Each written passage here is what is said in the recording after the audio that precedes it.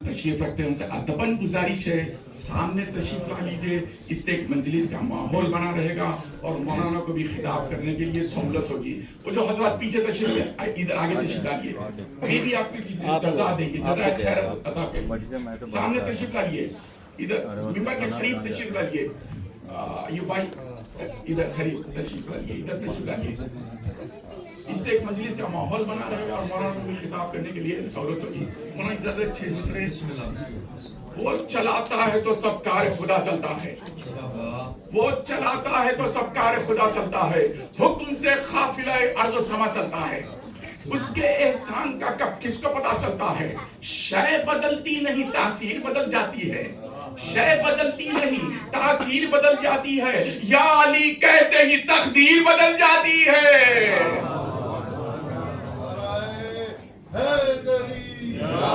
آئیے اسی کے ساتھ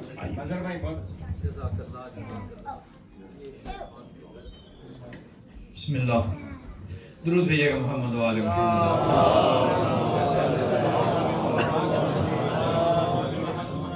مومنین کرام، ایک مرتبہ سورہ مبارک فاتحہ، 3 مرتبہ سورہ اخلاص کی تلاوت فرما کر بانی مجلس جناب برادر محترم ندیم بالگرامی صاحب اور ان کی اہلیہ کے تمام مرحومین و مرحومات اپنے مرحومین کو شامل کریں، شہداء اسلامیہ، شہداء ملت جعفریہ کو شامل کریں۔ رحم اللہ من قرأ الفاتحہ۔ بسم اللہ الرحمن الرحیم، الحمدللہ رب العالمین، الرحمن الرحیم، مالک یوم الدین، ایاک نعبد و ایاک نستعین، اہدنا الصراط المستقیم، صراط الذین انعمت علیہم غیر المغضوب علیہم ولا الضالین۔ بسم اللہ الرحمن الرحیم، قل هو اللہ احد اللہ الصمد لم یلد ولم یولد ولم یکن له کفوا احد۔ بسم اللہ الرحمن الرحیم، قل هو اللہ احد اللہ الصمد لم یلد ولم یولد ولم یکن له کفوا احد۔ بسم اللہ الرحمن الرحیم، قل هو اللہ احد اللہ الصمد لم یلد ولم یولد ولم یکن له کفوا احد۔ اللهم صل علی محمد و آل محمد، اللهم اغفر للمؤمنین والمؤمنات والمسلمین والمسلمات الاحیاء منهم والاموات، تاب لنا بیننا و بینهم بالخیرات، انکا مجیب الدعوات، انکا علی کل شیء قدیر۔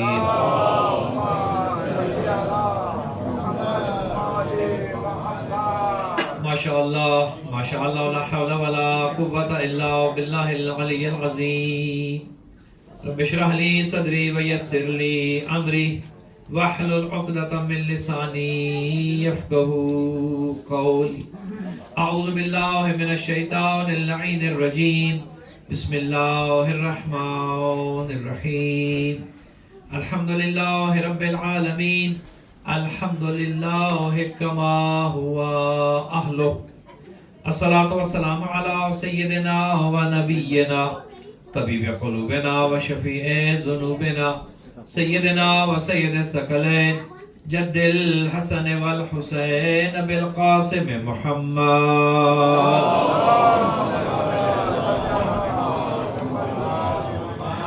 والصلاة والسلام على أهل بيته الطيبين الطاهرين المعصومين الغر الميامين المنتجبين المكرمين الذين أذهب الله عنهم الرجس وطهرهم تطهيرا۔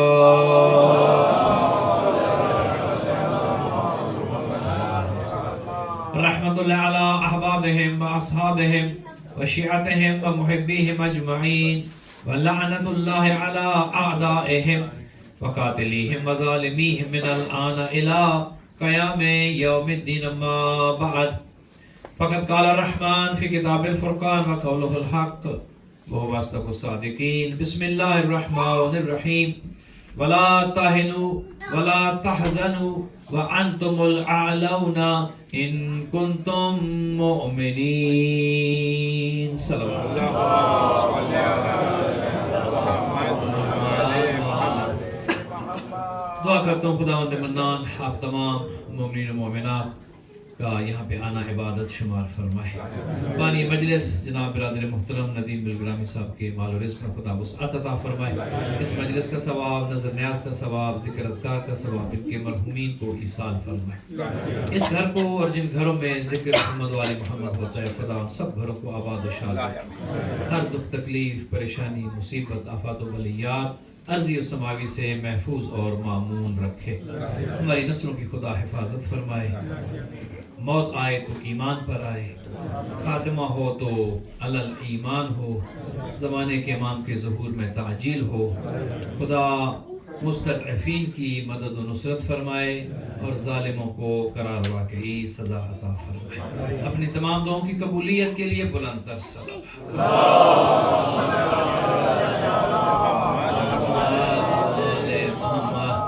ایک دو جملے عرض کر کے انشاءاللہ گفتگو کا آغاز کرتے ہیں. ڈاکٹر صاحب ابھی جو ارشاد فرما رہے تھے، یقیناً یہ ایسے پروجیکٹس ہیں کہ جو قوم کو ان کی ضرورت ہے، اور عزاداری کا ایک مقصد بھی یہ ہے کہ قوم کو اتنا مضبوط کر دیا جائے، قوم کو اتنا مستحکم کر دیا جائے کہ کسی کی طرف دیکھنے کی ضرورت نہ ہو، قوم ہر فیلڈ میں خود کفیل ہو.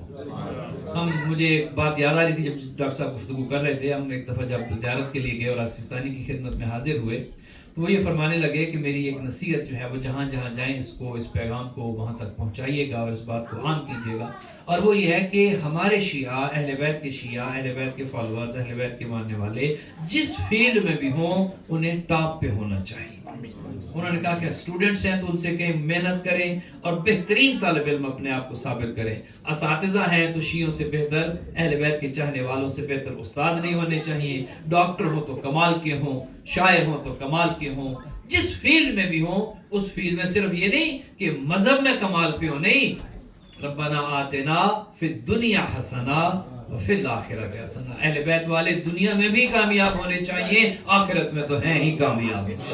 درود بھیجیے گا محمد.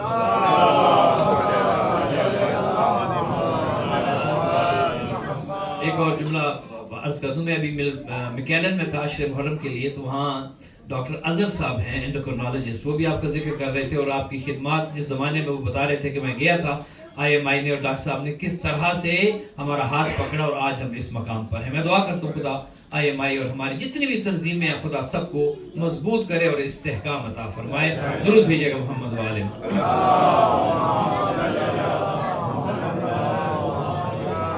سورہ مبارک آل عمران کی ایک آیہ مجیدہ آپ کی خدمت میں تلاوت کی ہے، اور یہ ہم سب کے لیے ایک آس ہے، ایک امید ہے، ایک ہوپ ہے.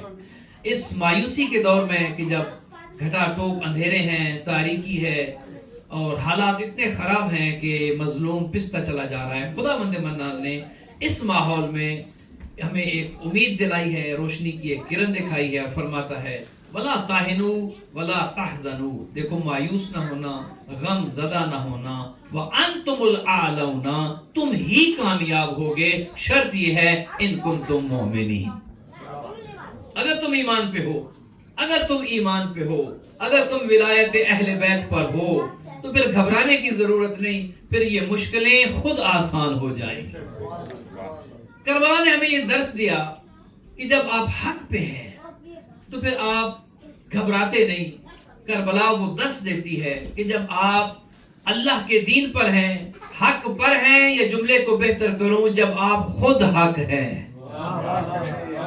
دیکھیے ہم حق پر ہیں، ہم جو بیٹھے ہیں ہم حق پر ہیں، اہل بیت کے چاہنے والے ہم سب حق پر ہیں، لیکن اہل بیت خود حق ہے.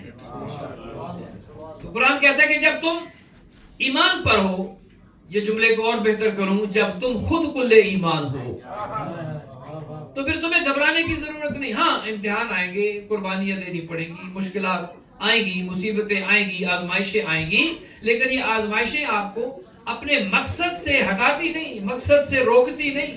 کربلا اس کے لیے ایک بہترین مثال ہے. اور چونکہ عشر زینبیہ کا آغاز ہو چکا ہے، میں یہ سمجھتا ہوں کہ کربلا میں جو کام ہوا، دنیا یہ سمجھتی ہے کہ شاید جو شعر بھی ہے کہ اسلام زندہ ہوتا ہے بس کربلا کے بعد. تھوڑا سا اگر آپ اجازت دیں، شورا بھی تشریف فرما ہے، میں تھوڑا سا اگر جسارت کروں. دیکھیے کربلا تصویر کا ایک رخ ہے. کربلا پہ بات تمام نہیں ہوئی، کربلا پہ بات ختم نہیں ہوئی، نہیں، کربلا ایک چیپٹر ہے. اور اسی بات کو علامہ اقبال نے کیا خوب کہا تھا کہ حدیث عشق دو بابس کربلا و دمشق یکے حسین رقم کرد و دیگر زینب. بات کربلا پہ ختم نہیں ہوتی. دیکھیں کربلا کا ایک بہت بڑا مقام ہے, سید الشہداء کا بہت عظیم مقام ہے. کیا مطلب؟ سید الشہداء وہ ہیں کہ آج اگر مسجدوں میں آذانیں ہو رہی ہیں تو حسین کی مرہون منت ہے. آج اگر تلاوت قرآن ہو رہی ہے تو حسین ابن علی کی وجہ سے. حسین وہ ہیں جنہوں نے لا الہ بچایا, حسین وہ ہیں جنہوں نے محمد الرسول اللہ بچایا, حسین وہ ہیں جنہوں نے علی ولی اللہ بچایا, اور زینب وہ ہیں جنہوں نے خود حسین بچایا. اگر صرف بات لا الہ الا اللہ بچانے تک ہوتی, بات صرف محمد رسول اللہ بچانے تک ہوتی, بات صرف ولایت علی تک ہوتی, تو دشمن کی کوشش تھی کہ اس بات کو, اس پیغام کو, اس جنگ کو کربلا ہی میں دفن کر دیا جائے تاکہ پیغام باہر پہنچے ہی نہیں, کسی کو پتہ ہی نہ چلے کہ کربلا میں کیا ہوا تھا. لیکن دیکھیے وما کرو وما کر اللہ, یہ چال چلتے ہیں اور کچھ چالیں خدا چلتا ہے. یہ ارادہ کرتے ہیں, کچھ کاموں کا ارادہ خدا کرتا ہے, اور خدا ارادہ کر چکا تھا. یہ دیکھیے ہر زیرو اپنے اپنے ٹائم پہ دنیا میں آیا, لیکن خدا نے ایک پلان بنا دیا تھا, پہلے ہی دن بنا دیا تھا. آدم کو بھیجوں گا, پھر نوح کو بھیجوں گا, پھر ابراہیم کو بھیجوں گا, موسیٰ عیسیٰ کو بھیجوں گا, پھر ختم النبیین کو بھیجوں گا, پھر یہ سلسلہ امامت چلے گا, اور نتیجہ یہاں پر جا کے نکلے گا. یہ علم خدا میں پہلے دن تھا. چیزیں تو اپنے حساب سے ہوتی ہیں نا, بتدریج چیزیں آگے بڑھتی ہیں, لیکن علم خدا میں تھا کہ میں نے اپنے اس نظام کو چلانا کیسے ہے, اپنے اس نظام کو پھیلانا کیسے ہے, اور اپنے اس نظام کو بچانا کیسے. یہ علم خدا میں موجود تھا. اچھا, انبیاء کو بھی ذمہ داریاں دی, لیکن انہوں نے کہا کہ بس قولوا لا الہ الا اللہ تفلحوا, جاؤ تم لا الہ الا اللہ کی تبلیغ کرو, لا الہ الا اللہ پہنچاؤ. اور بعض سے کہا تم اپنے حد تک نبی ہو, کسی سے کہا خاندان کے نبی ہو, کسی سے کہا تم اپنی اس کمیونٹی کے نبی ہو. ہر ایک کو اپنی اپنی ذمہ داری دی. ہر نبی اپنا اپنا کام کر کے دنیا سے چلا گیا, لیکن تاریخ گواہ ہے, قرآن گواہ ہے, آسمانی کتب گواہ ہیں, اور آپ ماشاءاللہ سب اس پہ گواہ ہیں. نہ حضرت آدم کے زمانے میں اللہ نے کہا میرا دین مکمل ہے اور میں خوش ہو گیا, نہ حضرت نوح ابراہیم کے زمانے میں کہا کہ دین مکمل ہے میں خوش ہو گیا. کہ نہیں, تم اپنا اپنا کام کر کے چلے جاؤ.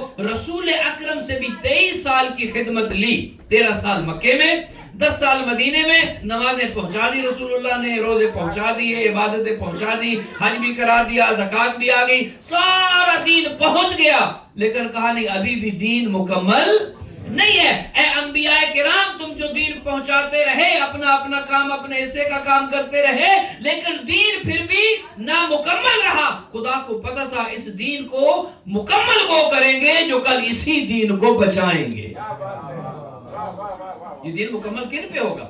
نماز آئی نہیں کا مکمل ہو گیا, روزہ دیا نہیں کا مکمل ہو گیا, لیکن نہیں, جب غدیر میں, غدیر کے چوراہے پر من کنت مولاہ فہذا علی مولا کا اعلان کروا دیا, ساتھ ضمانت بھی دے دی, الیوم اکملت لکم دینکم واکممت علیکم نعمتی ورضیت لکم الاسلام دینا. یہ دین مکمل ہو رہا ہے ان کے نام پر جنہوں نے کل اسی دین کو بچانا ہے, اسی دین کے نام پر جانے دینی ہے. جب ولایت علی پہنچ گئی تو وہاں سے دین کی تکمیل کی آیت بھی آ گئی. علی ابن ابی طالب کی ولایت پر سند دے دی کہ یہ دین مکمل ہے. اچھا, مکمل تو ہو گیا, اب انتظام بھی تو ہو کہ یہ جو مکمل ہے, کیا گارنٹی ہے کہ یہ قیامت تک مکمل رہے گا؟ توجہ فرما رہے, کیا ضمانت ہے؟ کوئی تو ایسا ہو کہ جو یہ کہے کہ جو قرآن کے 114 سورے ہیں 113 نہیں ہونے دیں گے.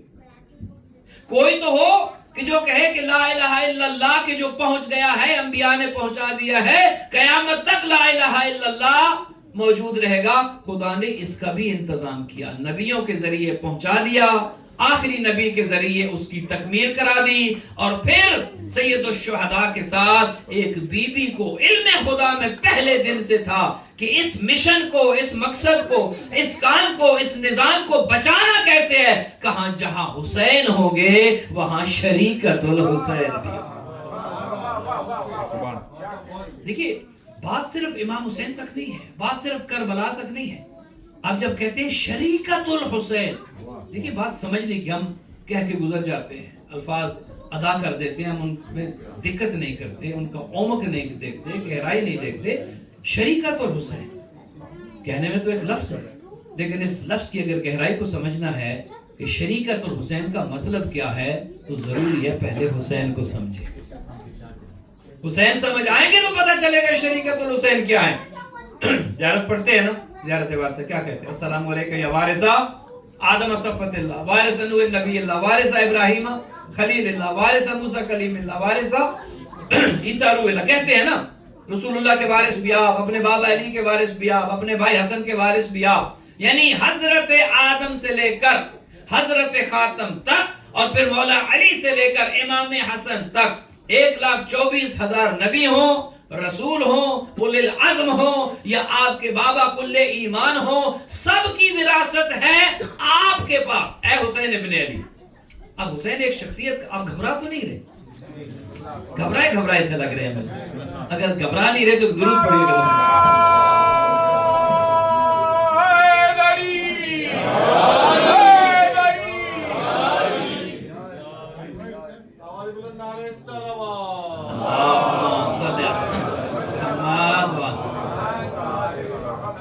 دیکھیے حسین ابن علی کربلا میں ایک شخصیت نہیں ہے.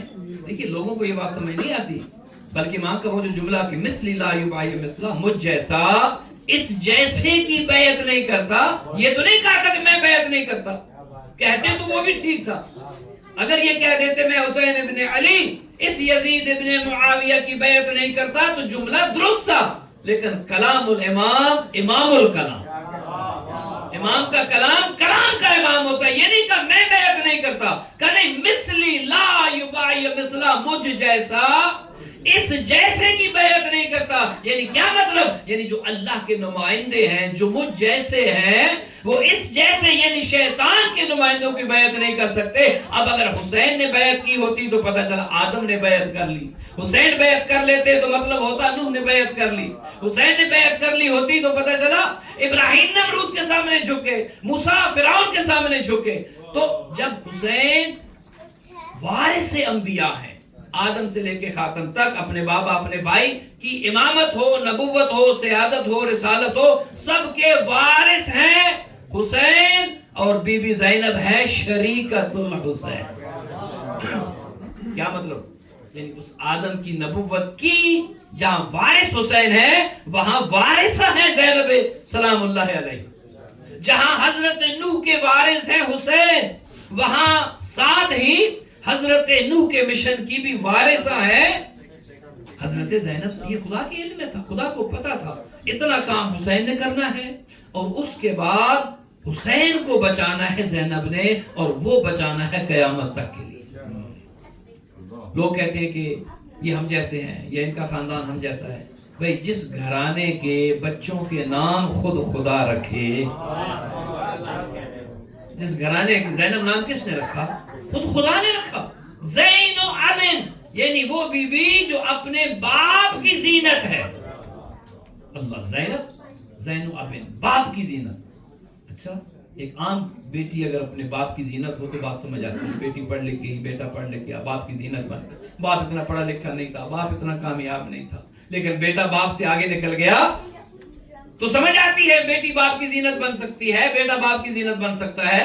لیکن کس میں یہ جرت ہو کہ کوئی کہے میں علی کی جو خود کائنات کی زینت ہے، وہ علی جو آسمانوں کی زینت ہے، وہ علی جو زمینوں کی زینت ہے، وہ علی جو بستر پیغمبر کی زینت ہے، وہ علی جو دوشے پیغمبر کی زینت ہے، وہ علی جو میدان کی زینت ہے، وہ علی جو مصلی کی زینت ہے، وہ علی جو پوری کائنات کی زینت ہے، وہ علی جو کعبے کی زینت ہے، وہ علی جو مسجد کی زینت ہے، وہ علی جو مصلی کی زینت ہے، وہ علی جو پوری کائنات کی زینت ہے، اس کی زینت ہے تو زینب سلام اللہ.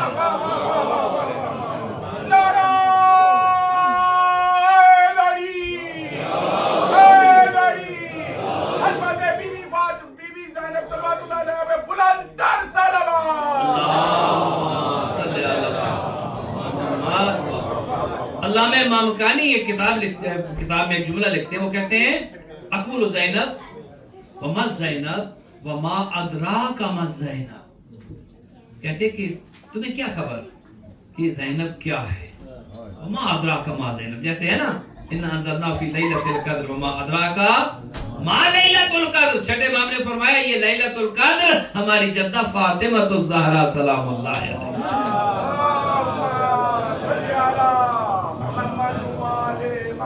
جس طرح خاتون جنت کو کوئی نہیں سمجھ سکتا ما ادراک ما زینب، اسی طرح کوئی یہ نہیں کہہ سکتا کہ حضرت زینب سلام اللہ علیہا کس ہستی کا نام ہے۔ دیکھیے امام معصوم ظاہراً تو 14 ہیں، لیکن وہ عصمت جو ہے وہ عصمت لدنی ہے، وہ اللہ کی دی ہوئی عصمت ہے۔ ہمارا جو عقیدہ ہے یہ عصمت ان کی عصمت کسبی ہے، حضرت ابوالفضل العباس بھی ایک عصمت کے درجے پہ ہیں، حضرت زینب سلام اللہ علیہا بھی عصمت کا ایک درجہ ہے، وہ عصمت خدا کی دی ہوئی ہے، یہ عصمت ان کی کسبی عصمت ہے۔ تو اللہ سبحانہ و تعالیٰ نے ان کو جو مقام دیا، خدا نے کام لینا تھا، ایک حصے تک کام لینا تھا بھائی سے، اس کے بعد کام لینا تھا بہن سے۔ خدا کرے آپ زیارت پہ جائیں اور زیارتیں کھل جائیں، شام کی زیارت جب آپ جائیں گے اندر نا بی بی کی زری پہ ایک جملہ لکھا ہے، اور میں کہتا ہوں کہ وہ فضائل کا کمال ہے، فضائل کا پہاڑ ہے۔ جملہ کیا لکھے؟ السلام علیکہ یا جبل الصبر، اللہ، جملہ سمجھیے گا، اے وہ بی بی میرا سلام ہو آپ پر جو کیا ہے، جو صبر کا پہاڑ ہے۔ کہنا آسان ہے صبر کا پہاڑ۔ دیکھیے الرجال قوامون علی النساء، قرآن یہ کہتا ہے کہ مرد کو اللہ نے بائی ڈیفالٹ کبھی بنایا، طاقتور بنایا، عورت کو بائی ڈیفالٹ اللہ نے کمزور بنایا۔ مرد بہت مشکل سے روتا ہے، مرد سخت دل ہوتا ہے، عورت رو پڑتی ہے، نرم دل ہوتی ہے، اللہ نے بائی ڈیفالٹ ایسے بنایا ہے۔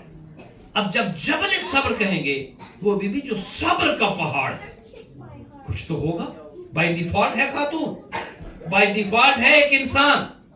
اللہ نے جو خاتون کے اندر خصلتیں رکھی ہیں ان خصلتوں کی حامل ہے، لیکن ایک مقام ایسا نظر آتا ہے، اللہ اکبر، ان کے دیکھیے فضائل میں بھی مصائب جملہ آ گیا ہے، ان کے جب 11 محرم کو اس قافلے کو گزارا گیا نا شہداء کے لاشوں کے قریب سے، تو روایت یہ کہتی ہے کہ چوتھے امام کی اپنے بابا کے جنازے پر حالت غیر ہو گئی تھی، مشکل ہو گیا تھا۔ بی بی نے جب یہ دیکھا کہ سید سجاد کی جو امامت کی چین ہے، امامت کی کڑی ہے، امامت یہاں سے آگے بڑھنی ہے، سید سجاد کی حالت یہ ہو گئی۔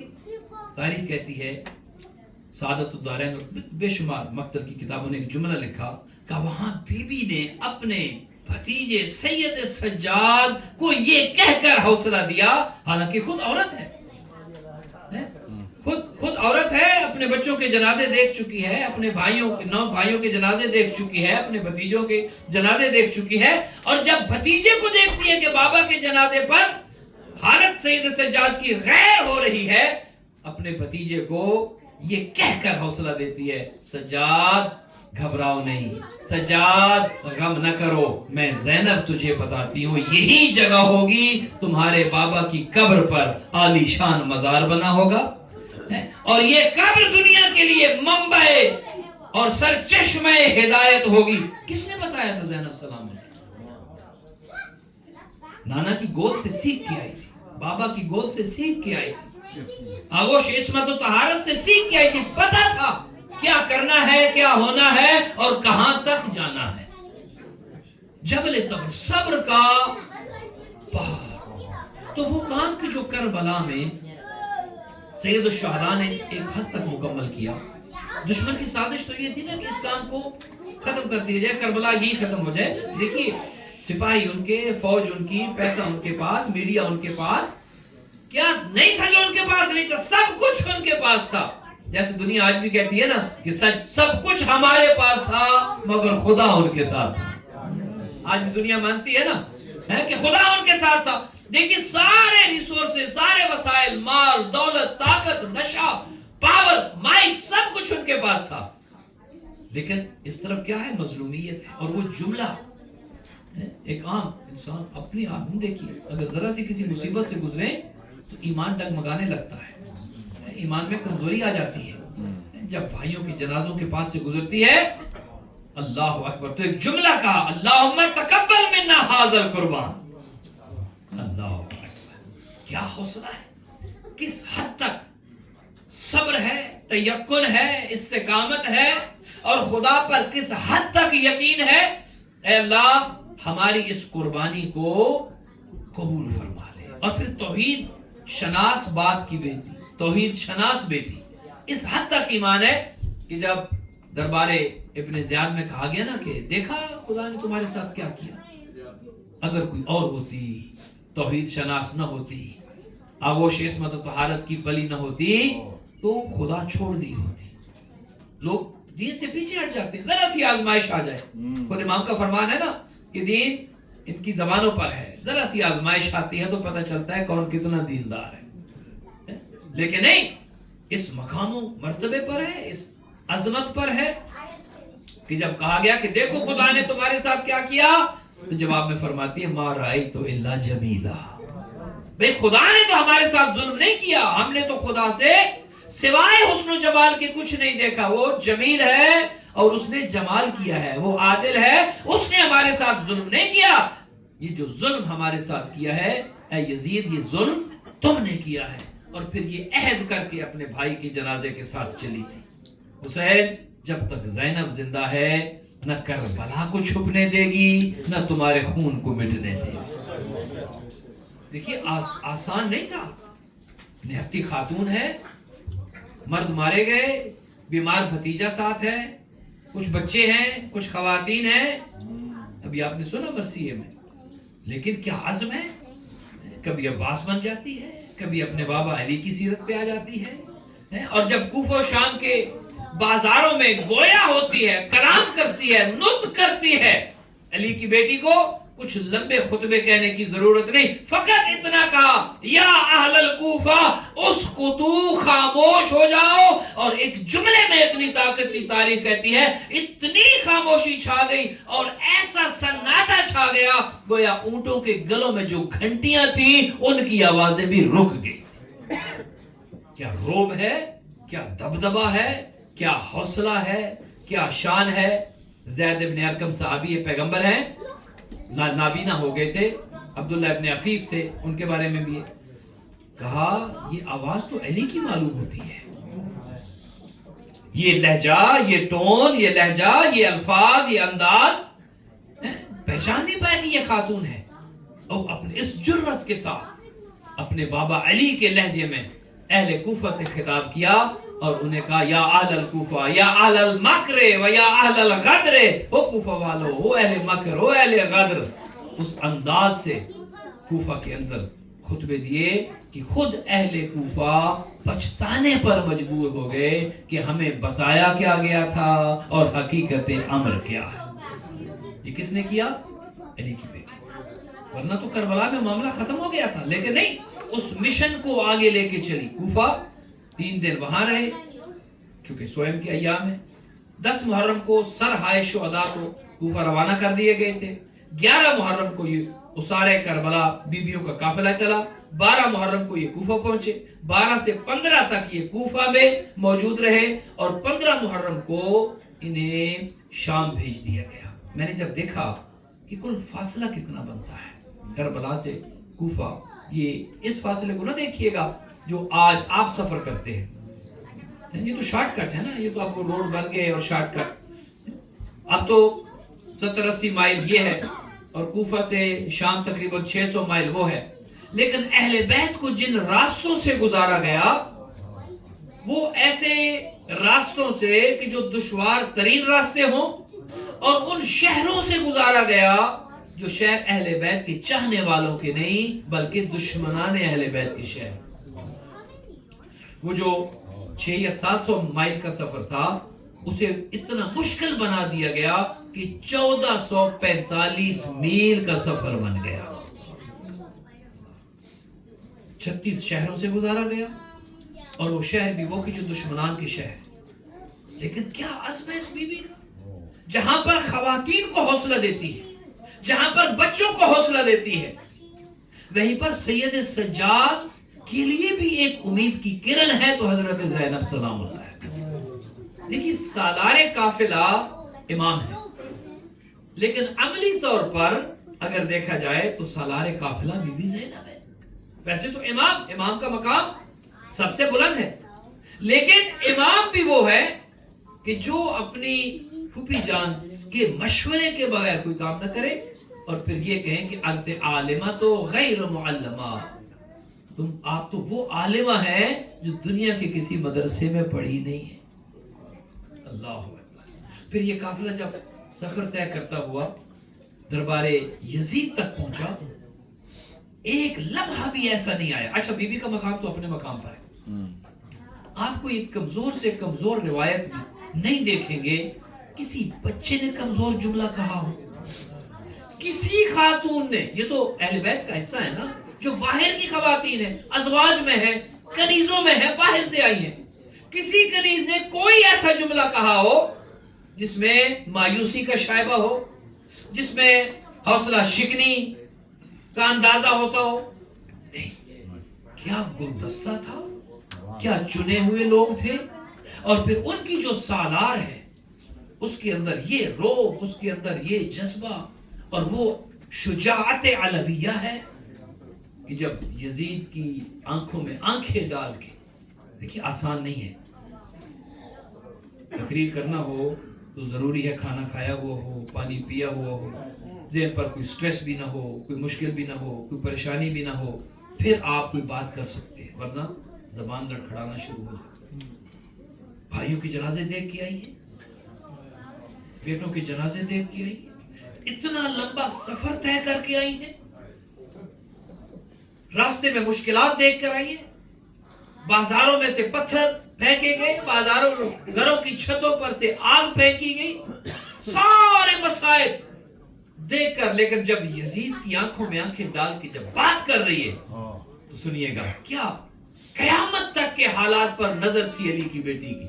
کہتی یا یزید فقد قیدک وسعصایک وناسب جہدک، او یزید جو کرنا ہے کر لے، جو مکر و حیلہ، جو فریب، جو کارستانی تو کرنا چاہتا ہے کر لے، بس عصایک وناسب جہدک، اپنی پوری جد و جہد لگا دے، پورا سرمایہ لگا دے، پوری حکومتی مشینری لگا دے، پورے وسائل کا استعمال کر لے، پوری فوج لڑا دے، فواللہ لا تمہو ذکرنا، اللہ کی قسم اٹھا کے کہتی ہوں قیامت تک کے لیے ہمارے ذکر کو نہ مٹا سکے۔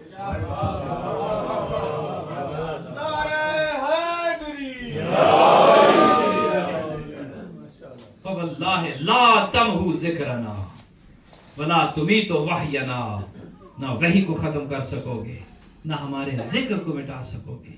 کس نے بتایا تھا زینب کو کہ ایسا کام کر کے جا رہی ہے؟ وہی یزید کہ جو ذکر حسین کا دشمن تھا، اسی کے گھر میں ذکر حسین کی بنیاد رکھا۔ آسان کام نہیں، ایک سال کے اندر وہ ریولوشن آ جائے، ایک سال کے اندر وہ انقلاب آ جائے، ایک سال کے اندر حالات وہ بن جائیں کہ قاتل خود منہ چھپانے پر مجبور ہو جائے۔ ایک سال کا عرصہ ہے، نہتوں کا قافلہ ہے، مر تو ہے نہیں، بیمار ہے۔ یہ کردار کس کا ہے؟ یہ کردار ہے سید زینب صلی اللہ علیہ وسلم۔ ایک سال کے اندر حالات ایسے پیدا کر دیے، ایک سال کے اندر اس طرح سے حسینیت کو عام کری، اس طرح سے حسینیت کا پرچار کیا کہ شام کے اندر جو گڑھ تھا جہاں پر 80 سال مولا علی پر سب ہوتا رہا، 80 سال مولا علی کی دشمنی لوگوں کے دلوں میں اس دشمنی کا بیج بویا گیا، لیکن ایک سال کے اندر علی کی بیٹی نے ساری چالیں پلٹ دی، اور وہ جو کل تک دشمن حسین تھا آج خود آزاداری کے لیے جگہ دینے پہ مجبور ہو گیا۔ کس کا رول ہے؟ سیدہ زینب۔ دیکھیے سیدہ زینب کا جو رول عموماً ہمارے ممبروں سے بیان ہوتا ہے وہ بھی درست ہے، لیکن وہ گریے کا رول ہے، وہ رونے کا ہے، وہ اپنے بھائی کی یاد میں گریا، وہ اپنے بھائی کی یاد میں رونا، وہ اپنے بھائی کی آزاداری کرنی، وہ اپنی جگہ پہ ہے۔ لیکن حضرت زینب کی جو زندگی کا، وہ کہ مختصر زندگی ہے، واقعہ کربلا کے بعد زیادہ وقت نہیں ملا، لیکن وہ جو رول ہے جس کو بیان کرنے کی ضرورت ہے، گریا اپنی جگہ پہ ہے، اور دیکھیے گریا کمزوری کی علامت نہیں. لوگ یہ سمجھتے ہیں نا کہ اگر کوئی گریا کر رہا ہے, اگر کوئی رو رہا ہے تو یہ کمزوری کی علامت ہے. اگر کمزوری کی علامت ہوتی تو یہ جو آج ہمارے گریا پہ اعتراض کرتے ہیں, آپ کو تو خوش ہونا چاہیے کہ کمزور ہو رہے ہیں. کیوں روتے ہو بھی؟ آپ تو خوش ہو کے کمزور ہو رہے ہیں اور کمزور ہو رہے ہیں اور خود رو رو کے ختم ہو جائیں گے. لیکن یقین انہیں بھی ہے کہ آنسو کمزوری نہیں لاتے, آنسو ایک ایسا انقلاب لاتے ہیں کہ یہی آنسو تیر و تلوار بن جاتے ہیں. دشمن آج کیوں خائف ہے؟ آنسو سے خائف ہے. بھئی آپ کے ہاتھ میں تو کوئی اسلحہ نہیں ہے, آپ تو کسی کو, اور اگر مارتے بھی ہیں تو ہاتھ اپنے سینے پہ مارتے ہیں, لیکن عجیب ہاتھ ہے, لگتا ہمارے سینے پہ ہے, تکلیف کسی اور کو ہوتی ہے. یہ بنیاد کس نے رکھی؟ یہ عزاداری کی بنیاد پہلے دن اپنے بھائی سے وعدہ کر کے آئی تھی. حسین تو نے لا الہ الا اللہ بچایا, تو نے محمد الرسول اللہ بچایا, تو نے علی ولی اللہ بچایا, اور زینب روز عاشور وعدہ کر کے جا رہی ہے اب زینب حسین بچائے گی, زینب کربلا بچائے گی, اور ایسی بچائے گی قیامت تک پھر کسی یزید میں یہ ہمت نہیں ہوگی کہ حسین یا ذکر حسین کو مٹا سکے. کیوں؟ چونکہ اس کی بنیادوں کو مضبوط کرنے والی زینب بنت علی ہے. گریہ کا رول اپنی جگہ پہ, لیکن جو شجاعانہ رول ہے, جو علی کی شیر دل بیٹی کا رول ہے, جو بہادری کا رول ہے, جو شجاعت کا رول ہے, وہ رول کہیں زیادہ حاوی ہے, کہیں زیادہ برتر ہے. وہ شجاعانہ رول کہیں زیادہ مضبوط ہے, اور دشمن اسی رول سے خائف ہے, اسی رول سے خائف ہے. دیکھیے وہ مضبوط بنیاد رکھ دی عزاداری کی. کس نے رکھی؟ بہن نے رکھی. بہن نے عزاداری کی بنیاد رکھی. اور دیکھیے یہ عزاداری ہی ضمانت ہے کہ حسینیت باقی رہے گی. عزاداری ضامن ہے, اور حسینیت باقی رہے گی تو نتیجتاً لا الہ الا اللہ باقی رہے گا, نتیجتاً محمد رسول اللہ باقی رہے گا. ہمیں تو بس یقین ہے حسینیت ہی دین ہے. اس کے علاوہ کیا ہے دین میں؟ اور کیا ہے دین میں؟ اگر حسینیت کو دین سے نکال دیا جائے تو وہ تو دین کسی کو پیش کرنے کے قابل نہیں ہے. اگر حسینیت کو دین سے نکال دیا جائے, ایک جملہ آپ کی خدمت میں عرض کروں, یہ نہ سمجھا کریں کہ حسینیت ایک فرقہ ہے یا تشیع ایک فرقہ ہے یا ہم شیعہ ایک فرقہ ہے. ہم فرقہ نہیں, ہم اصل دین ہے. توجہ نہیں فرمائی آپ نے؟ ہم فرقہ نہیں. فرقے وہ ہوتے ہیں جو بعد میں بنے. رسول اللہ کے زمانے میں تو فرقے نہیں تھے. کیا رسول اللہ کے زمانے میں فرقے تھے؟ نہیں. ایک اسلام تھا. یہ ایک اسلام کے 73 اسلام تو بعد میں ہے. بس ضامت تمام کرو, طویل گفتگو نہیں کروں گا, ربط مسائل آخر 2-4 جملے. یہ فرقے رسول اللہ کے زمانے میں نہیں تھے. رسول اللہ کے زمانے میں تو ایک ہی دین تھا, اور وہ دین کون سا دین تھا؟ جو ولایت علی کے ساتھ مکمل ہو گیا تھا. وہی دین تھا. رسول اللہ کے زمانے میں یہ شیعہ سنی دیوبندی چکڑالوی بریلوی وہابی رسول اللہ کے زمانے میں تو نہیں تھے. لیکن کیوں رسول اللہ یہ کہا کرتے تھے یا علی انتا و شیعتک هم الفائزون یوم القیامہ, اے علی قیامت تک کے لیے یا آپ کامیاب ہیں یا آپ کے شیعہ کامیاب. کیا مطلب؟ کیا رسول اللہ یہ کہہ رہے تھے کہ آپ کا فرقہ کامیاب ہے؟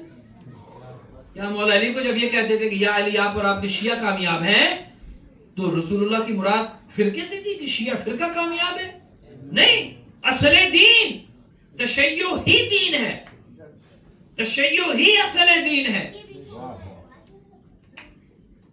اسلام تشیع ہی اسلام ہے. جو فرقے بنے ہیں, جو لوگ الگ ہوئے, وہ ہم سے الگ ہوئے, ہم کسی سے الگ نہیں ہوئے. کوئی ہم سے نہ سوال کرے کہ آپ کب بنے. پوچھا جاتا ہے نا آپ شیعہ کب بنے, بھئی ہم سے نہ پوچھو ہم کب بنے. ہم تو شروع سے ہیں, تب سے ہیں, جب 40 سال کفر پہ رہنے والے کلمہ پڑھنے آتے تھے، اور یہ تو وہ ہیں جن کی ولادتیں ہی طیب و طاہر طریقے پہ ہوتی ہیں۔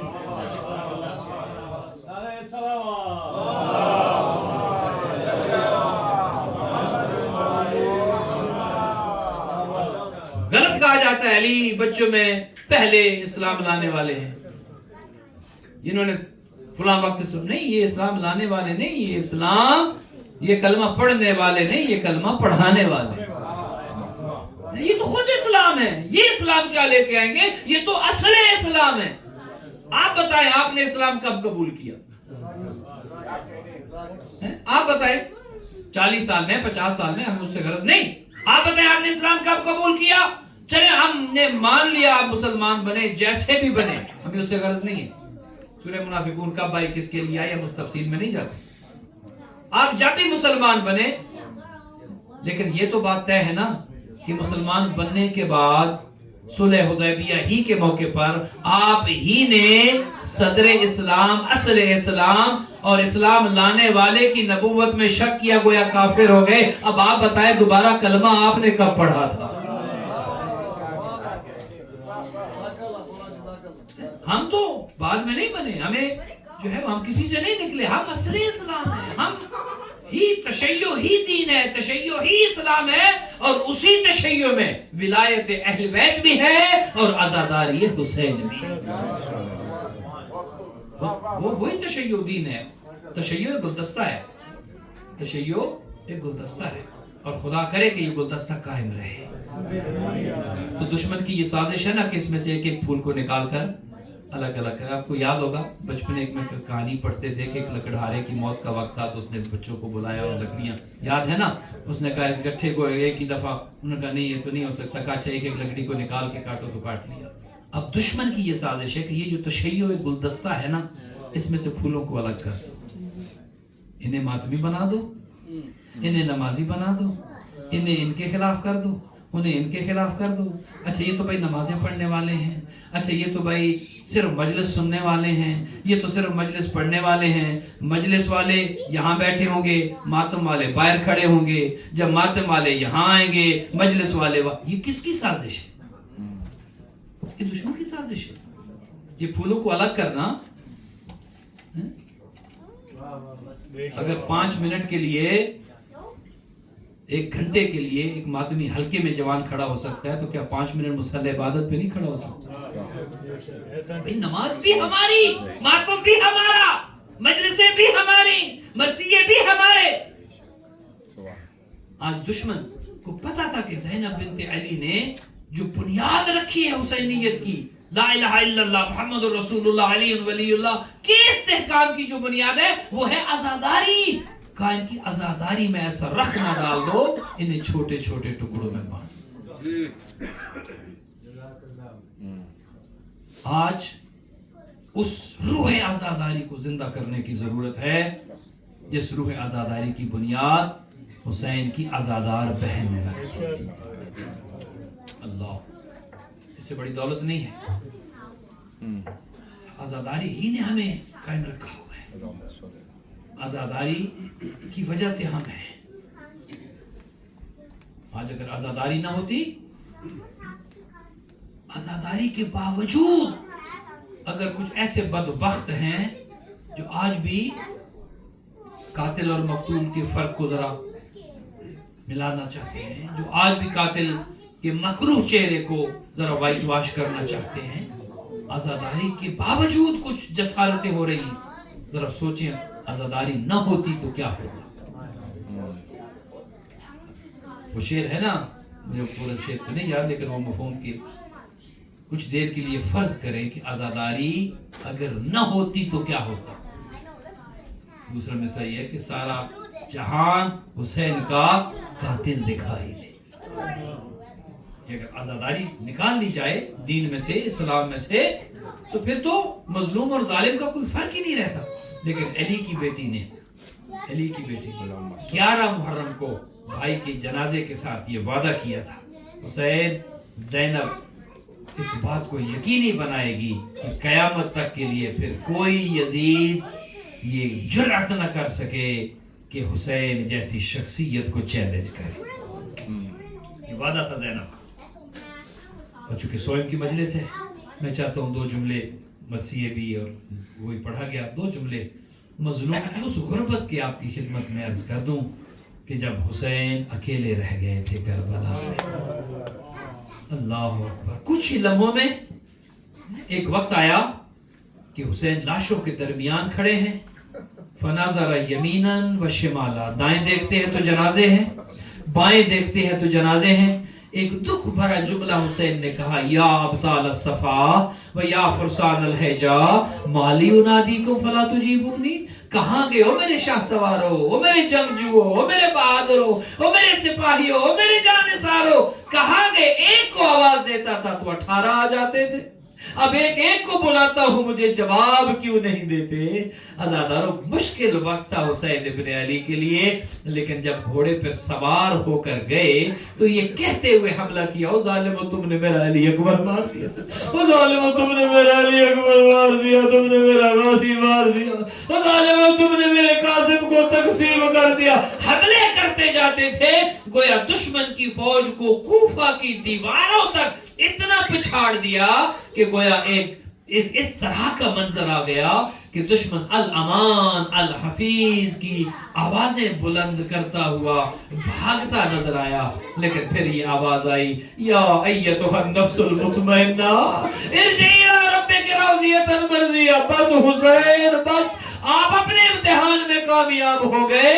عزادارو اب جب حسین زین فرس پہ موجود ہے, جس کے ہاتھ میں جو آتا ہے وہ حسین پہ حملہ کرتا ہے, جس کے ہاتھ میں تلوار ہے وہ تلوار سے حملہ کرتا ہے, جس کے ہاتھ میں تیر ہے, جس کے ہاتھ میں کچھ نہیں وہ پتھر اٹھا کے حسین کو مارتا ہے. اور جو پتھر بھی نہیں اٹھا سکتا گرم ریت حسین کے زخموں میں. اجرکم اللہ. عزادارو پھر ایک وقت آیا, ایک ظالم نے ایسا تیر مارا حسین ذوالجناح پہ رہ نہ سکے. ذوالجناح کو بھی کافی قدم بعد پتا چلا میرا سوار میری زین پہ موجود نہیں ہے. عزادارو دشمن کہتا ہے روتے کیوں ہو؟ میں کہتا ہوں بات یہاں تک ہوتی شاید نہ روتے, لیکن اس سے بڑھ کر کیا مہر نبوت کا سوار حسین. اور حسین کی شہادت کے بعد ایک ظالم نے کہا تازہ دستے کو حکم دو, دائیں کے گھوڑے بائیں دوڑے, بائیں کے گھوڑے دائیں دوڑے. اور جب 11 محرم کو بہن آئی تھی نا جنازے پر, روایت کہتی ہے کھڑے اونٹ سے اپنے آپ کو گرا دیا تھا زینب نے.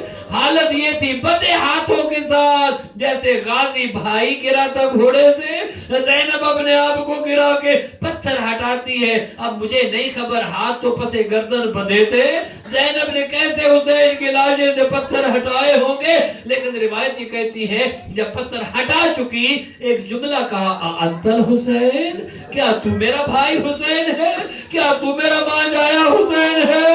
عزادارو حالت یہ ہو گئی تھی جنازے کی, زینب کو بھی بہن کو پوچھنا پڑا کیا تو ہی میرا بھائی حسین ہے. پھر مدینے کی جانب منہ کر کے کہتی ہے, یا جدہ صلی علیکہ ملیک السما, نانا تجھ پہ آسمان کے فرشتے درود بھیجتے ہیں, نانا ذرا مدینہ چھوڑ کر بلا آ. آزا حسین مرمل البدماء, اور یہ میرا بھائی حسین خون میں لت پت پڑا ہے, مقطع الاعضاء, میرے بھائی کے اعضاء کو بھی کاٹ لیا گیا, وہ مسلوب الامامت والردا, وہ میرے بھائی کا لباس بھی اتار کے لے گئے, وہ بناتوں کا سبایا, نانا تیری بیٹیوں کو قیدی بنا لیا گیا.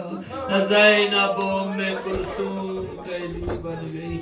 لعنت اللہ علی القوم الظالمین وسیعلم الذین ظلموا ای منقلب ینقلبون. ماتم حسین, یا حسین, یا حسین, یا حسین, یا حسین, یا حسین, یا حسین, یا حسین,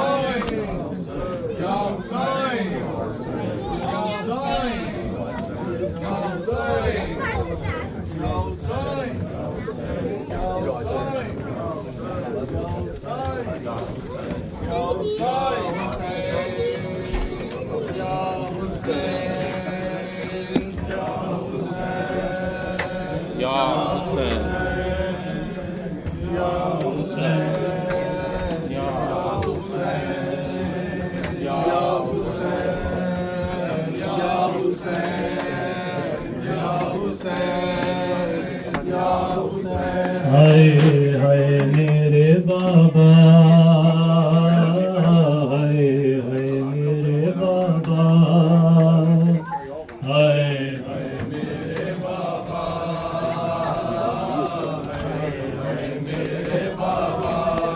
ہائے ہائے میرے بابا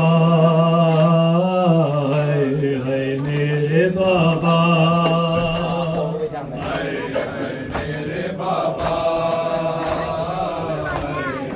بنا لیجیے بنا لو